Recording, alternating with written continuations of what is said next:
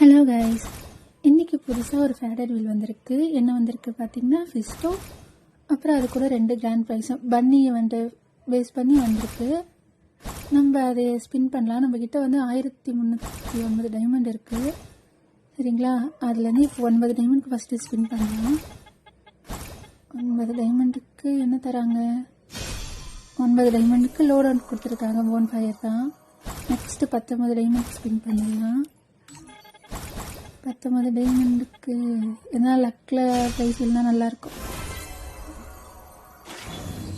ஒரு காருக்கான ஸ்கின் கொடுத்துருக்காங்க. கேலக்டிக் ரைடுன்னு சொல்லிட்டு இருக்கு அந்த நேமு. நல்லாயிருக்கு. என்கிட்ட காருக்கான ஸ்கின் ரொம்ப அந்தளவுக்கு எஃபெக்ட்லாம் இருந்து இல்லை. ஃப்ரீயாக கொடுத்தது தான் வச்சுருந்தேன். ஓகே, எனக்கு ஓகே தான். நெக்ஸ்ட்டு 39 டைமண்டுக்கு ஸ்பின் பண்ணிடுவோம்.